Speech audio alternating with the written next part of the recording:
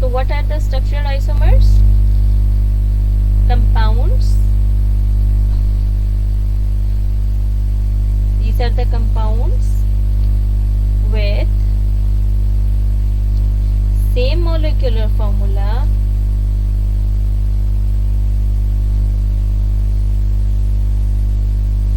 but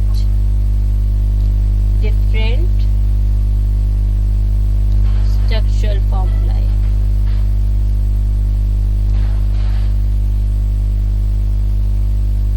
Right? These are the compounds with same molecular formula but different structural formulae. So, let's take an example. If I have butane with me, if I ask you to draw the structure of butane, can you draw?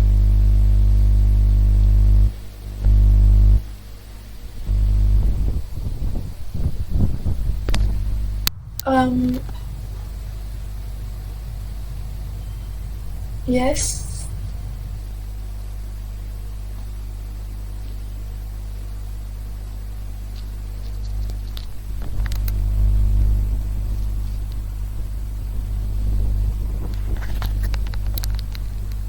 Can you draw the structure of butane? Yes, it will be 4 carbons Very and good. 3 4 carbons. 3 hydrogen for the first carbon, Yes. 2 hydrogens for the second carbon, 2 hydrogens for the third carbon, and 3 hydrogens for the fourth carbon. Very good. This is the structure formula of butane. And if I write its molecular formula, it would be C4H10. Right? But for Yes. C4H10, I can draw another formula too. What if I take this carbon and shift it to this carbon? Let's attach this carbon with the middle carbon and draw a structure like this. Right? Complete Yes. formula with hydrogens. This, like this. Right? Yes. So if you see, there are also 4 carbons and 10 hydrogens. Yes. It is called as isobutane.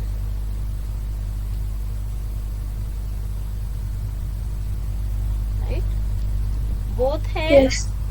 same molecular formula but different structure formulae. Is it clear? Yes. Yes. Let's take an example of an alcohol. If I ask you to draw the structure of C3H7OH, how will you draw the structure? 3 carbons. Yes, good. 3 carbons. 3 carbons and OH. Okay. And first one will have 2 hydrogens. This one, Yes. 2 hydrogens. Or 1 hydrogen. 3 hydrogens. Otherwise, its bonds will not be complete. There must be 3 hydrogens, right?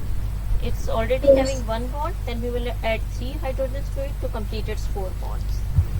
Then 2 hydrogens No and hydrogen. again 2 hydrogens. There is Yes. another possibility of drawing this structure as well. If we draw the backbone of 3 carbons and attach this hydroxyl group instead of this first carbon to second carbon, right? In the first Yes. structure, it was attached to first carbon. Now we will attach it to second carbon, right? So Yes. 3 hydrogens, and 1 hydrogen. Molecular formulae of both the structures are same, right? But the structural formulae of both are different, right? So how will we name this compound? How many carbons are there? 3 carbons. 3 carbons. So it is pro, and there is no double bond, all are single bond. So propane. Hydroxyl group is present on the first position, so we'll put a hyphen. Propane 1-ol. Yes. What will be the name for second structure? Propane. Yes. Propane 2-ol. Very good. Propane 2-ol. Isomerism in alkene. What if I ask you to write the formula of C4H8?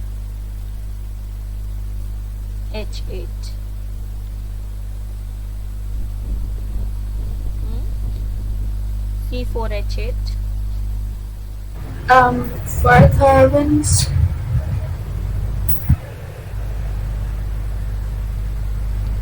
How many carbons? 4 carbons. 4 carbons.